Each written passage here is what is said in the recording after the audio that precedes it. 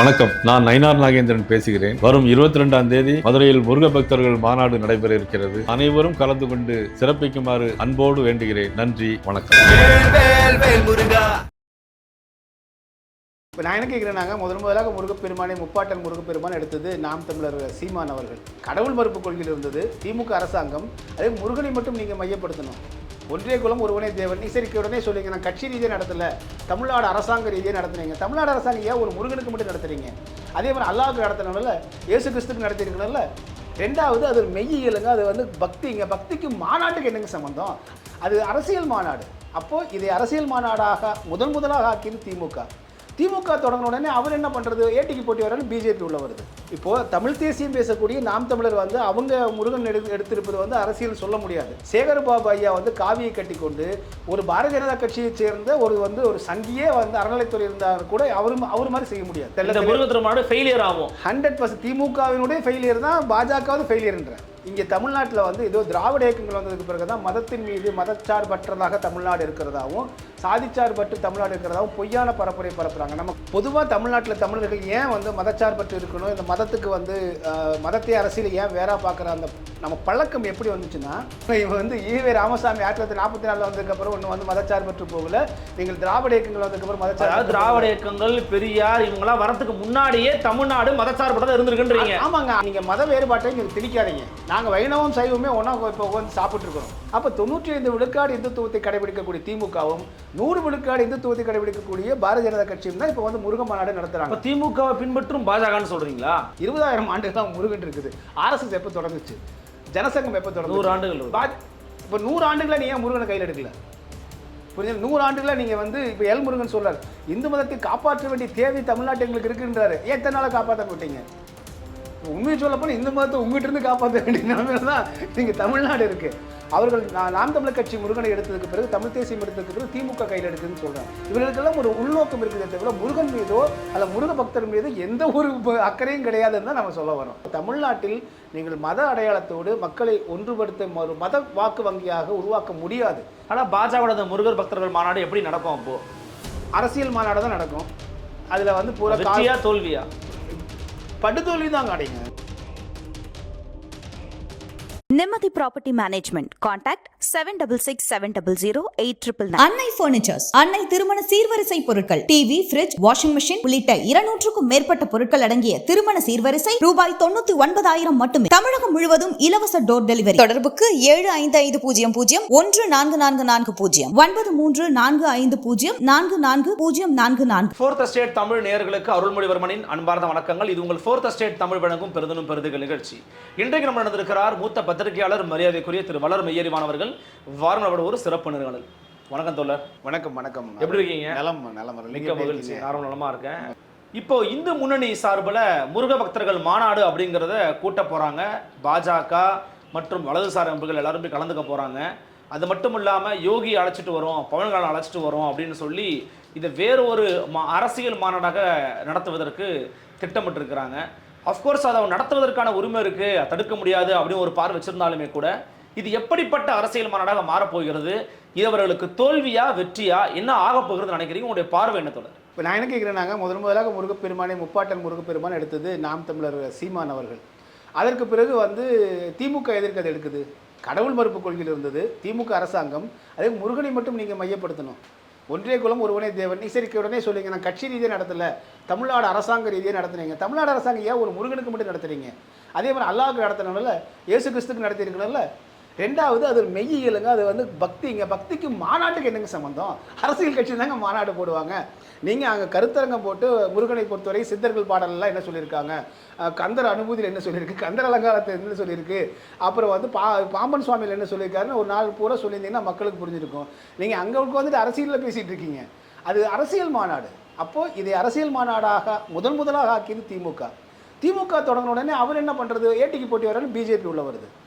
இப்போது தமிழ் தேசியம் பேசக்கூடிய நாம் தமிழர் வந்து அவங்க முருகன் எடுத்திருப்பது வந்து அரசியல் சொல்ல முடியாது. அவங்க வந்து என்னுடைய முப்பாட்டன் முருகன், இதெல்லாம் நீங்கள் ஆரியமயமாக்குறாங்க, இந்த பக்கம் கடவுள் மறுப்பு கொள்கை போய் எங்களுடைய மெய்யியில் அழிஞ்சு போகும் போல எடுக்கிறார் அவர். அது தனி. இவங்க உடனே வந்து அதன் மூலமாக தங்கள் வாக்குகள் போயிருமோ, முருகன் வாக்குகள் போயிருமோன்னு சொல்லிட்டு இன்னைக்கு சிம்பிளாக சொல்கிறேங்க, சேகர்பாபு ஐயா வந்து காவியை கட்டி கொண்டு ஒரு பாரதிய ஜனதா கட்சியைச் சேர்ந்த ஒரு சங்கியே வந்து அறநிலைத்துறை இருந்தால் கூட அவர் மாதிரி செய்ய முடியாது. புரிஞ்சுங்களா? அந்த அளவுக்கு வந்து அவர் முழு அவங்களே தாண்டி பண்றாங்க. சந்திரமுகி சங்கியா இருக்காரு அவரு. அவங்க ஆச்சரியப்படுறாங்க, ஐயோ நாங்களாம் இருந்தால் இப்படி செஞ்சிருக்க மாட்டேன் அப்படின்னு. ஏன்னா அவங்களுக்கு அது அவங்களுக்கு வந்து அவங்க இந்துத்துவங்கிறது அவங்க வந்து பாலிசிங்க. பாரதிய ஜனதா கட்சிக்கு நான் ப்ராக்டிக்கலாக பேசுகிறேன். கம்யூனிஸ்ட்காரனுக்கு வந்து பொதுவுடைமை பாலிசி. அப்போ உங்களுக்கு பாரதிய ஜனதா கட்சி சங்கிகளுக்கு இந்துத்துவ பாலிசி அவங்களுக்கு. சரிங்களா? அதில் நம்ம முரண்படுவோம். இங்கே தமிழ் மெய்யில் இந்து அப்படிங்கிறதுல இல்லைப்பா சைவம் வைணவம் தான் இருக்குன்னு நம்ம முரண்படன்னு வச்சுக்கோங்களேன். ஆனால் அவங்க அதைத்தானே பார்க்குறாங்க. அப்போ நீங்கள் கடவுள் மறுப்பு கொள்கையில் இருந்துட்டு நீங்கள் ஏன் முருக மாநாட்டுக்கு போகிறீங்க? அப்போ அதுக்கு முன்னாடியே என்ன சொன்னீங்க? சாதி மதமற்ற அற்றது, மதச்சார்பற்ற அப்படின்னு தானே காங்கிரஸ் அரசாங்கத்தோடு நீங்கள் தொடர்புலேயே இருக்கீங்க.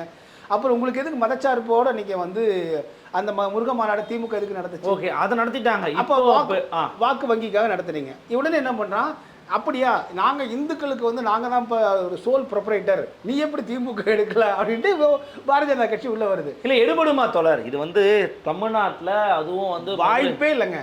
நான் ஒரு நல்ல முருகத்திரமாடு ஃபெயிலியர் ஆகும். 100% திமுகவினுடைய ஃபெயிலியர் தான், பாஜகவது ஃபெயிலியர்ன்றேன். என்ன காரணம்னா நீங்கள் நிறைய பேர் வந்து ஒரு மிக தவறான, நான் வந்து MA ஃபிலாசபி அண்ட் ரிலிஜன் படித்தேன். முதல்ல 35 ஆண்டு காலமாக இந்த மதம் மெய்யியல் அதெல்லாம் ஆய்வு செஞ்சுட்டு வரேன். இங்கே தமிழ்நாட்டில் வந்து ஏதோ திராவிட இயக்கங்கள் வந்ததுக்கு பிறகு தான் மதத்தின் மீது மதச்சார்பற்றதாக தமிழ்நாடு இருக்கிறதாகவும் சாதிச்சார்பற்று தமிழ்நாடு இருக்கிறதாகவும் பொய்யான பரப்புரை பரப்புகிறாங்க. நமக்குள்ள மிகப்பெரிய ஒரு நம்ம மரபணுவிலேயே பெரிய ஒரு அனுபவம் இருக்கிறது. சமண மதத்திற்கும் சைவ சமயத்திற்கும் இடையே ஏற்பட்ட கடுமையான ஒரு போர், கொலையெல்லாம் நடந்துச்சு, படுகொலைகளாக நடந்துச்சு. சரிங்களா? அப்படி மதச்சண்டைகள் வந்து பூதாகரமாக வெடித்து நம்மளுடைய முன்னோர்களுக்கு வந்து மிகப்பெரிய ஒரு வலிமையான வடுவாக இருக்குது. பொதுவாக தமிழ்நாட்டில் தமிழர்கள் ஏன் வந்து மதச்சார்பற்று இருக்கணும், இந்த மதத்துக்கு வந்து மதத்தை அரசியல் ஏன் வேற பார்க்குற அந்த நம்ம பழக்கம் எப்படி வந்துச்சுன்னா, சமணத்துக்கும் சைவத்துக்கும் ஏற்பட்ட மோதல்கள் அது வந்து கொலையாக போச்சு. கழுவேற்றம் அப்படிங்கிறதெல்லாம் கூட நான் பார்த்துருக்கோம். கழுவேற்றம்ங்கிறது ஏற்றப்பட்டதில்லை. நான் இது வந்து என் வாதத்தில் தோற்று போய்விட்டால் நான் கழுவேறி கொள்கிறேன் அப்படின்னு சமணர்கள் ஏறியிருக்காங்க. சரிங்களா? அதுக்கு பிறகு வந்து சைவத்திற்கும் வைணவத்திற்குமான பிரச்சனை. ஆக இந்த மத பூசல்கள் மதச்சண்டைகள் வந்து உச்சக்கட்டத்தில் இருந்து அதனால் ஏற்பட்ட மிக மோசமான கசப்பான அனுபவங்களிலிருந்து மீண்டு தான் இறுதியாக சைவம் வைணவம் இங்கே நிலை பெற்றது. பௌத்தம் வந்தது, வெளியேற்றப்பட்டு விட்டது. சமணம் வெளியேற்றப்பட்டாச்சு, உங்களுக்கு தெரியும். அதெல்லாம் அதற்கு பிறகு இறுதியாக இருந்தது. இப்பொழுது சைவம் வைணவம் தான் நிற்குது. அதுக்கும் இடையில் அந்த பூசல்களும் இப்பொழுது மறைந்து வந்து ஒரே கோயில்களுக்குள் 2 பேரும் வரக்கூடிய நிலை வந்து அமைதியான சூழலுக்கு வந்தது காரணம். அதற்கு முன்பு அவ்வளவு மிகப்பெரிய ஒரு நூற்றுக்கணக்கான ஆண்டுகளாக அவ்வளவு மிகப்பெரிய அடி வலி வேதனையை வந்து இந்த சமூகங்கள் பார்த்துட்டாங்க. அதனால தான் மதச்சார்பற்றிருக்கிறான். இவன் வந்து ஈவே ராமசாமி 1944 வந்ததுக்கப்புறம் ஒன்று வந்து மதச்சார்பற்று போகல. நீங்கள் திராவிட இயக்கங்கள் வந்ததுக்கப்புறம் மதச்சார்பு, திராவிட இயக்கங்கள் பெரியார் இவங்கெல்லாம் வரத்துக்கு முன்னாடியே தமிழ்நாடு மதச்சார்பற்றதா இருந்திருக்குன்றீங்க. ஆமாங்க, அடி வாங்கிய அனுபவத்தில் அவன் அமைதியாக வாழ விரும்பி இயல்பிலேயே 6 எதிர்ப்பு இருக்கு. ஆமாம், அவன் வந்து இந்த நீங்கள் மத வேறுபாட்டை இங்கே திணிக்காதீங்க. நாங்கள் வைணவம் சைவமே ஒன்றா இப்போ வந்து சாப்பிட்ருக்குறோம். சரிங்களா? அப்போ நாங்கள் அமைதியை விரும்பக்கூடியவர்கள் அப்படிங்கிற மனோநிலை வந்து 100 ஆண்டுகளாக வந்துட்டாங்க.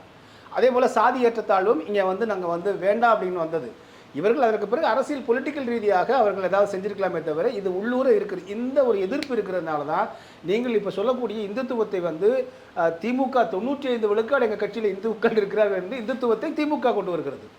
100 விழுக்காடு எங்கள் கட்சியில் இந்துக்கள் இருக்காங்கன்னு சொல்லிட்டு பாஜக கொண்டு வருது. 5 விழுக்காடு தான் 2 பேருக்கு வேறுபாடு. சரிங்களா? இந்துத்துவத்தில் இப்படி சொல்றீங்க? ஆமாங்க, யார் சொன்னது? நான் சொல்லல. 95 விழுக்காடு யார் சொல்றது? திமுக தானே சொன்னாங்க. அப்போ 5 விழுக்காடு தான் கிறிஸ்டின் முஸ்லீம் அப்படின்னு சொல்லிட்டாங்க.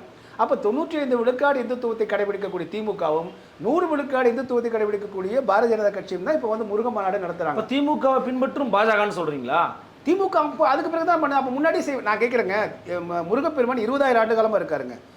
திராவிட இயக்கத்தை விட்டுருங்க, அவங்க வந்து கடவுள் மறுப்பில் இருந்தாங்க. ஒன்றிய குலம் ஒருவனேன்னா அவங்க வந்து இன்றைக்கி அந்த உள்ளூரை வந்து அந்த மதச்சார்பற்று இருக்காங்க. அது நான் வந்து அந்த கொள்கை ரீதியாக நான் அவங்கள வந்து குறை சொல்ல. 20,000 ஆண்டுகளாக முருகன் இருக்குது. RSS எப்போ தொடங்குச்சு? ஜனசங்கம் எப்போ தொடங்கும்? 100 ஆண்டுகள். இப்போ 100 ஆண்டுகளை நீ ஏன் முருகனை கையில் எடுக்கல? புரிஞ்சு 100 ஆண்டுகளை நீங்கள் வந்து இப்போ எல் முருகன் சொல்றார், இந்து மதத்தை காப்பாற்ற வேண்டிய தேவை தமிழ்நாட்டு எங்களுக்கு இருக்குன்றாரு. ஏன் எத்தனை நாளாக காப்பாற்ற மாட்டீங்க? உண்மையை சொல்லப்போனால் இந்து மதத்தை உங்ககிட்ட இருந்து காப்பாற்ற வேண்டிய நிலைமையில தான் நீங்கள் தமிழ்நாடு இருக்கு. முருகனை காப்பாற்ற வேண்டிய நிலைமையில் இருக்கும். ஆக இவங்க என்னன்னா இது முழுக்க வந்து அரசியல். பிஜேபி இருந்து முருகனை காப்பாற்றணுன்றீங்க. முருகன்கிட்ட மொத்தம் இந்தியாவே காப்பாற்றணும், அதுதான் எடுத்துக்கலாம். நீங்கள் வந்து மொத்தத்தில் இப்போதைக்கு முருகனை காப்பாற்றி ஆகணும். இவர்கள் வாக்கு வங்கி, ஏன்னா இப்போ வந்து தேர்தல் வர நேரத்தில் தான் இவங்க முருகனை கையில் எடுக்கிறாங்கன்னு சொல்கிறேன். அவர்கள் நாம் தமிழர் கட்சி முருகனை எடுத்ததுக்கு பிறகு தமிழ் தேசியம் எடுத்ததுக்கு பிறகு திமுக கையில் எடுக்குதுன்னு சொல்கிறேன். இவர்களுக்கெல்லாம் ஒரு உள்நோக்கம் இருக்குதே தவிர முருகன் மீதோ அல்ல முருக பக்தர் மீதோ எந்த ஒரு அக்கறையும் கிடையாதுன்னு தான் நம்ம சொல்ல வரோம். அவர்களுக்கு கையில் இருக்கக்கூடிய அந்த கை மைக்கில் இருக்கக்கூடிய மை போடக்கூடிய அந்த ஒற்றை வாக்குகளுக்காக தான் இத்தனை நாடகம் ஆடுறாங்க. இல்லை ஏன் யோகியெல்லாம் கூட்டு வராங்க, ஏன் பவன்களெல்லாம் கூட்டு வராங்கன்னு கேட்டால் இந்துக்களின் கடவுள் முருகன் அப்படிதான், அதனால தான் நான் கூட்டு வரேன், என்ன தப்பு இருக்குன்னு கேட்குறாங்க. உங்கள் பார்வை என்ன? திருவள்ளுவருக்கு இப்போ காவி கட்டி விட்டுருக்காங்க. அது முதல்ல வந்து இவர்களுக்கு தெரியல. இவர் காவி கட்டிட்டே இந்துத்துவம்னு நினச்சிட்டு ஒரு அறியாமையில் இருக்காங்க. திருவள்ளுவர் வந்து பார்த்தீங்கன்னா அந்த ஞானத்திற்கான உடை வெண்மை உடை, தமிழர்கள் வந்து ஞானிகள் வெண்மை உடை தான். எல்லாரும் அப்படிதான் இருந்தார். ஆமாம், காவி உடைங்கிறத வந்து நீங்கள் வந்து இப்போ எடுத்துக்காட்டால் நீங்கள் பிஹெச்டி படித்தவங்களுக்கு ஒரு யூனிஃபார்ம் கொடுத்தீங்கன்னு வச்சுக்கலாம். 8ஆம் கிளாஸ் படித்தவங்களுக்கு வந்து ஒரு யூனிஃபார்ம் கொடுப்பீங்கல்ல. வெண்மைங்கிறது பிஹெச்டி படித்தவன், 8ஆம் கிளாஸ் படித்தவனுக்கு கொடுக்குறதா காவி. காவி துறவி நிறம்னு சொல்லுவாங்கன்னு நினைக்கிறேன். துறவி நிறம் இல்லைங்க, அது வந்து இப்போ மொத்தம் 7 வர்ணங்கள் இருக்குது. நீங்கள் சபரிமலைக்கு போகிறவங்க வந்து பார்த்தீங்கன்னா கன்னிச்சாமி ஒரு வர்ணம் கட்டுவாங்க. முருகன் கோயிலுக்கு போகிற பச்சை வர்ணம் கட்டுவாங்க, கருப்பு வண்ணம் கட்டுவாங்க. இது வந்து நமக்கு வந்து ஆசீர்வாதத்திலிருந்து வந்த ஒன்று. அதற்கு பிறகு மாறிச்சுன்னு வச்சுக்கோங்களேன். காவி அந்த ஆசீர்வாதத்தில் கிடையாதுங்க. 7 வண்ணங்கள் காவி இருக்கான்னு சொல்லுங்க பார்க்கலாம். இல்லை, அப்புறம் காவி எங்கிருந்து வந்தது? அந்த காலத்தில் வெண்மையுடைய காவி வந்து காவி கலக்குவாங்க இல்லையா, காவிக்குள்ளே வந்து முக்கி வந்து கட்டக்கூடியது வந்து இது வடவேத பிராமணத்திலேருந்து வந்தது, நம்மளது அல்லது. அது வந்து யுத்த குறியீடுன்னு பேர். எதுக்காகன்னா இப்போ எடுத்துக்காட்ட புரியுற மாதிரி சொன்னோம்னா, இப்போ ஒரு 12 மாதங்கள் இருக்கு இல்லைங்களா, 11 மாதங்கள் நம்ம நண்பர்கள்லாம் மது அருந்துவாங்க, கறியெல்லாம் சாப்பிடுவாங்க.